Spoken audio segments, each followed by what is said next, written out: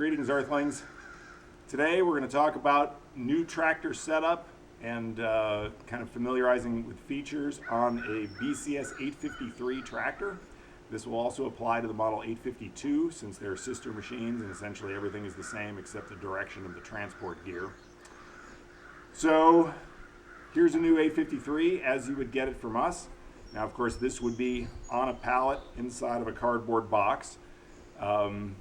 Depending on implements that you've ordered with the tractor, there might be an implement stacked on top of it, or the tractor could be stacked on top of another implement like a flail mower. If that's the case, just, well, the easiest way to get out of the box, period, is obviously if there's any box on top, remove that, and then just slit two corners of the box, fold the box down, and roll the tractor out. If the tractor is in neutral, if the wheel selector is in the end position, you can fold the handlebars up and roll it right out, and we'll talk about that in a minute. But I also want to mention that if the tractor box is on top of another box, like a flail mower box, then it's going to be, like 16 inches off the ground. So then you can just put a couple pieces of 2x6 on there as ramps and just roll it down off of that flail mower box. You don't have to lift the tractor off the flail mower. So this is the control you would use right here to raise the handlebars. This is your handlebar height adjustment lever. It's got the little icon that shows the handlebars going up and down. So what you do is you push that down and hold it, move the handlebars up to the desired position and let it go. It will lock in. It locks into a notch. You can see a bunch of notches here. It locks into one of those notches as you move it up or down. So just move it up to where it's comfortable. Now you can roll the tractor more comfortably. There's a little paint that comes out of those notches when you work that thing the first few times. Other controls that you've got, and the tractor is loaded with controls, of course. Here's your gear shift selector. First, second, third, and fourth gear. You can see down here on the decal with a neutral in between each gear. You'll notice that the first through third is covered by this bi-directional arrow, meaning those gears work in either direction.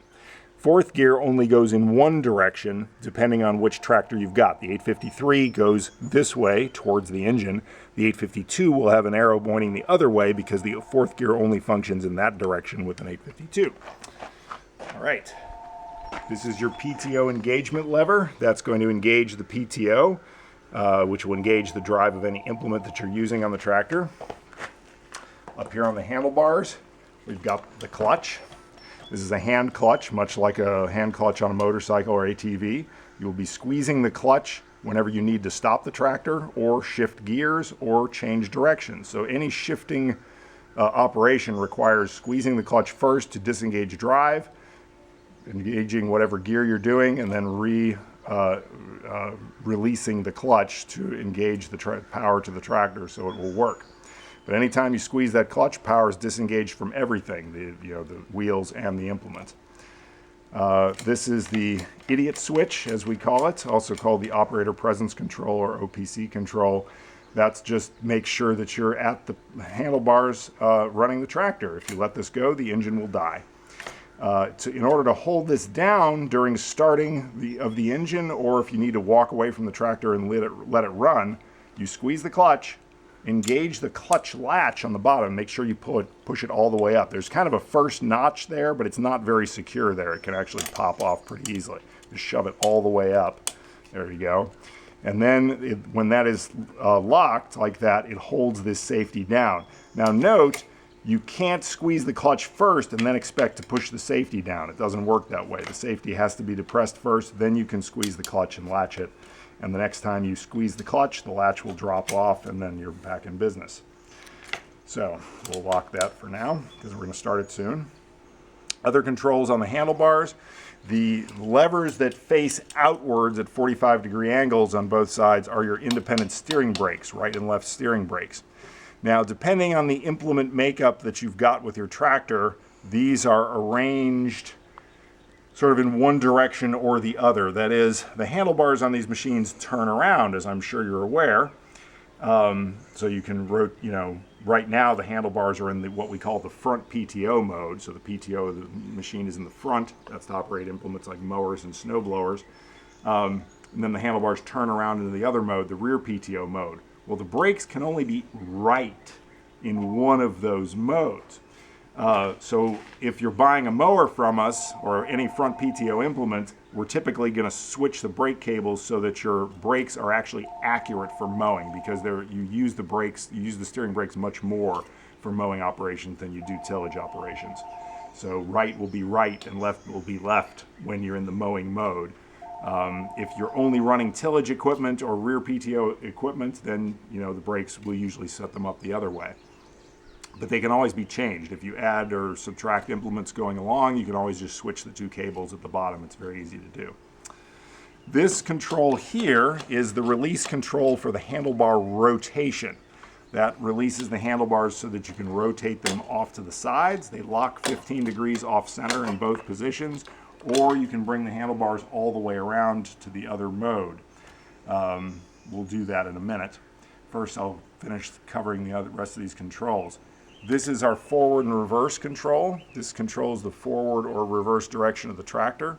So as I mentioned on the gear selector controls the speed you're in, first, second, third gear. This controls the direction you're in.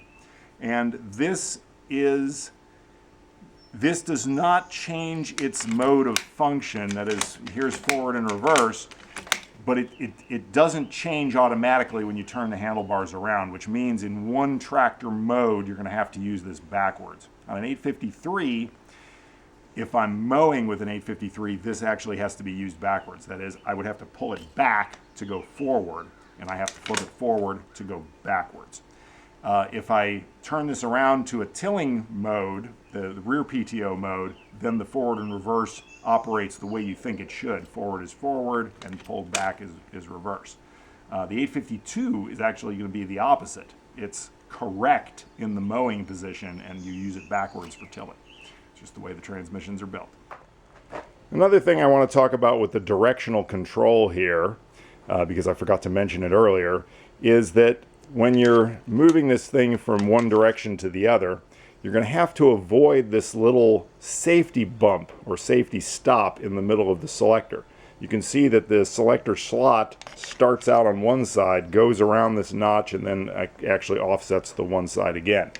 So it's kind of there's a little bit of side-to-side play in this, and you're using essentially a semicircular motion, just kind of around, kind of bouncing off this wall and then back into this slot. Now, of course, people will say, why the heck is this here? Is it just to irritate me? No, this is something that is designed to protect your transmission and your legs. Because remember, when the forward and reverse lever on the tractor inverts its function when you turn the handlebars around on a BCS tractor. So what is forward now is going to be reverse when I've got the handlebars turned around to a mower, because this is a BCS 853. So the reason that this thing was put here is because when you've got the handlebars turned around, say, and you're mowing with it, you've got this pulled back to go forward. So you're going along through the field and you hit a big old bump and the handlebars jostle real big and this thing pops up. Well, that safety stop stopped it halfway, which is kind of halfway between the forward and reverse. That's a good thing, because if it were just allowed to fly all the way back into the opposite direction mode, you'd hear a horrible grinding noise, which is bad for your gears because you've just tried to shift them without using your clutch. And the other thing that will leave a lasting impression is that the tractor now is in reverse where it was going forward, and it comes back and smacks you in the shins. And that is not happy, my friend, because I've experienced it. And the reason I've experienced it is this wasn't here a few years ago. BCS introduced this feature sometime in the mid-2000s. Before that, it was a straight just slot here, forward and reverse. And if you've ever been, mowing and there's a fly buzzing my head and you bring your hand up like that and accidentally hit it and then bang, the tractor hits you in the shins, then you've got two things irritating you, a fly and broken shins. So that's what this is for. And you'll, like I say, use a semicircular motion, just go around it, guide the lever forward and back. Now, some people will say oh, well, I can just, when I'm in this direction, I want to switch back to the other, I can just flick this up against the safety and then slap it and it'll go back into the opposite direction. Well, you can do that for a couple of years until this stop just gets worn off completely because you've impacted it every time. You also put a nice big notch in your control lever here. So I suggest you don't do that. Just guide the lever forward and back using that semicircular motion. A little bit to the side and down, a little bit to the side and down. You're just kind of semicircular. So that's that. And also to be noted is that the center position, is not to be considered a neutral. If you want to put the tractor in neutral, use the gear shift selector here and put it in one of the end positions. This is not considered a neutral because this is just a safety stop. If you leave the tractor here for any length of time and it vibrates a lot or you bump the handlebars, it could just pop off and the thing flies back into gear and starts moving. So not a good idea to treat this like a neutral. It is just a safety stop. This is the differential lock. Pulling that back activates the locking mechanism between the two halves of the axle. So it locks the two halves of the axle together in the middle so that you get posi traction to both wheels. When that's locked, your steering brakes are not useful at all because you can't slow down one wheel independent of the other wheel if your axle is locked together in the middle. So you only lock that when you need extra traction, and then you unlock it immediately when you don't need the extra traction, because as long as this is locked, the tractor is going to be a lot harder to maneuver. So you don't want that when you don't need it. So unlock that, and that is the only control that actually can be moved on the fly.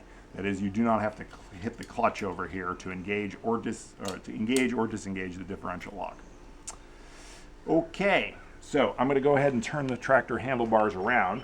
The first thing I'm going to do before doing that is I'm going to disengage these shift rods, because if you try to rotate these handles all the way around with these shift rods engaged in their little plastic sockets here, you're going to break something because they can't just follow it all the way around, because they actually have to switch sides of the machine. So you're going to pop these things out first,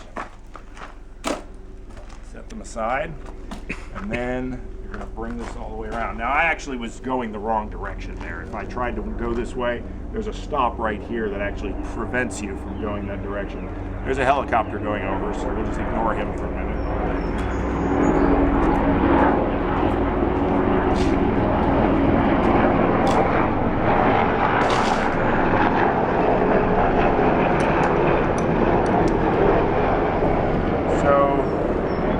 Thank you, Dawson. Dawson's running the camera today. So when you go to put these back in, they have to go under this spring. You can lift that up with your finger, or you can just use the shift rod to bring it up from the bottom. Now, on some BCS models, these are assembled the other way. That is, they're kind of downward facing instead of upward facing, and you just, use the spring appropriately. So where I said I have to bring this up, well, on some models you would have to bring it down. On the 852 and 853, this is going to be the way they are. So there's that. Make sure we're neutral here. I'm going to go ahead and put a block under the engine here, just to level it up a little more. So this is equipped with a Honda engine with an electric start.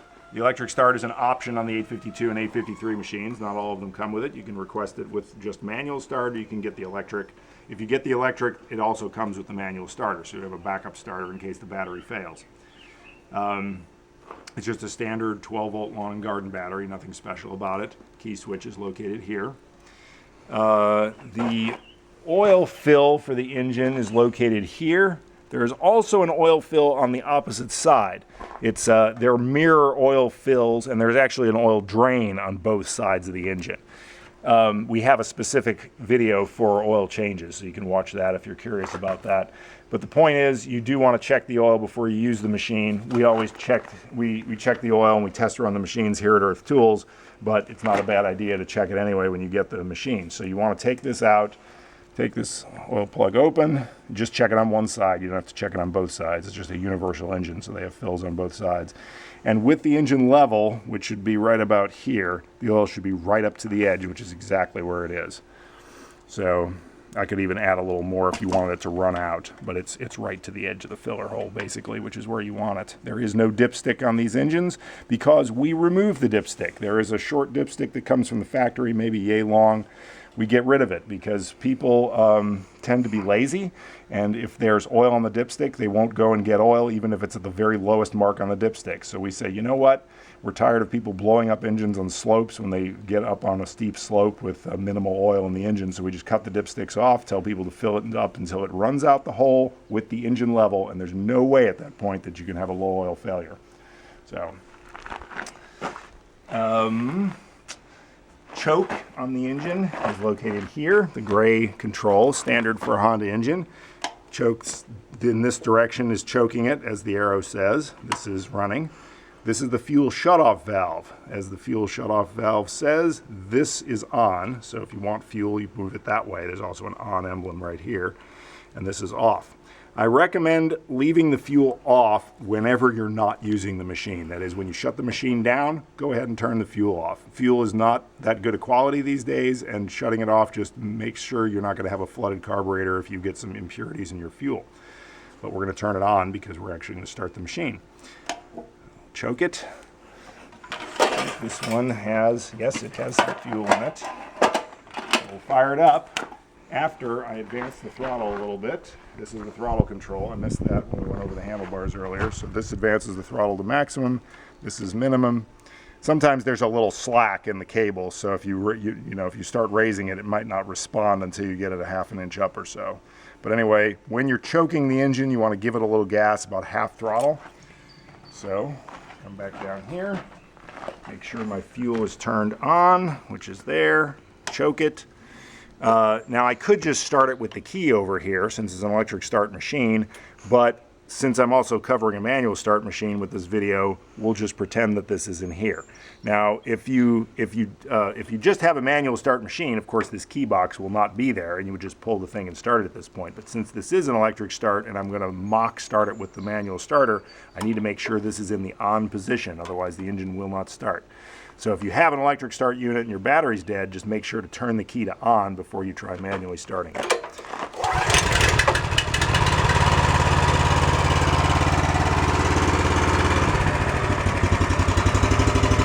So now if I want to put it in gear, make sure that clutch is depressed, which it is.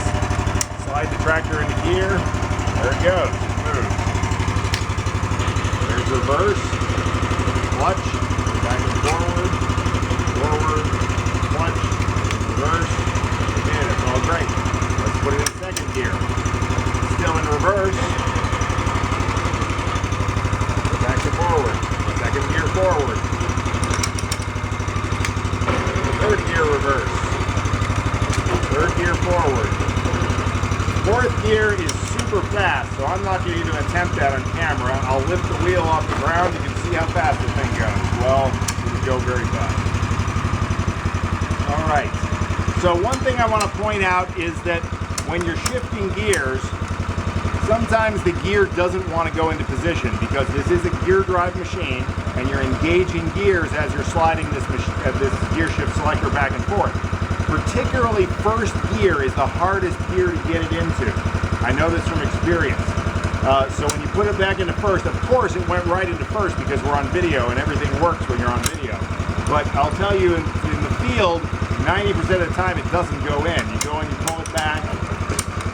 There, it didn't go in. It didn't click all the way into first. So if you want it to go in, what you want to do is keep a little pressure on the gear shift lever, just light pressure, and now you can see how I'm pulling on the lever here at the top. I'm just kind of leaning back on it, and I'm going to slowly let out the clutch handle. And you see that thing just snapped right in because I had pressure against it in the direction I wanted it to move, and I let out the clutch slightly, which allowed the gears to turn a little in the transmission, and then it clicked right into place. The same thing can be employed when you're engaging your PTO. If you go to put your PTO in and it doesn't want to go all the way in, it moves about 3 inches normally. It won't go. It won't go right now. So I'm going to keep a little pressure on it and just let off that clutch extra slow, and it just dropped right into gear. As soon as the gear lined up, it just clicked right in. That you'll have to employ that a little more when the machine is new until those gears break in and loosen up a little bit. Now I'm going to shut the thing off. Now, I could just let go of this lever here, which is the safety shutoff, and kill the engine. But I don't want to do that. I want to do, because that's going to cause problems. What I want to do, well, let me show you how it's going to cause problems. Okay, I'm going to shut it off here. and then I go to the house and I forget all about this machine. I've just made 3 mistakes as far as I'm concerned. One, I left the key on. This is an electric start engine, and the key is still in the on position, which means I'm going to come back in 2 weeks and the battery is going to be dead, just stone cold dead. Number 2, because of the cone clutch design that's in all this dry clutch BCS machines, it's recommended that when you store the machine, you store it with the clutch lever squeezed and locked, the way you do when you're starting the machine. That holds the clutch facings apart. The cones are basically apart from one another, and there's no way that the clutch can seize during long periods of storage. Now, if you're just storing it for a week or two, it's not going to seize. But if you kill it like this, and then leave it that way for 6 months during the winter with that clutch mated together, and you live in the eastern half of the US where we have a lot of moisture, that clutch is going to be frozen come spring. So you want to create the habit early on in the life of this tractor, or your relationship with this tractor. You want to make this habit of anytime you shut this machine down, before you walk away from it, you lock that clutch. That way you don't have to think about it come winter, because it's done. Also, when you come to start the machine tomorrow or whenever it is, the clutch is already locked. You're not doing this, crank, crank, crank. Why won't it start? Yeah, the kill switch is up, that's why. Well, if you lock that after you shut the machine off, you're covered. Well, if it's an electric start tractor, just don't shut it off with this, unless you absolutely have to. If you're out in the field and you get into a beehive or something and I need to run for my life, that's fine. But if you're, driving the tractor back to where it's going to rest or whatever, you're going to shut it down, lock the clutch first, hold the safety down, lock the clutch, kill it with the kill switch, or the key rather, up at the front of the engine. Bop, bop, bop, bop, bop. It's off. Okay. Now that I'm up at the front of the engine, I'm going to go ahead and turn my fuel off. That's the 3rd mistake you would make by just walking away from the tractor. So 1, lock the clutch at the top. 2, shut it off with the key. 3, shut off the fuel before you walk away from it to keep yourself from fuel system woes in the future. Now, if you've got a manual start tractor without the electric start system, you will actually have to kill it with the kill switch on the handlebar, because that's the only kill switch on the machine. So in that case, you would simply let go of the clutch, let it die, and relock the clutch. You just have to do it in 2 steps. And then if you're smart, you'll walk up there and shut off the fuel. Okay, other maintenance things.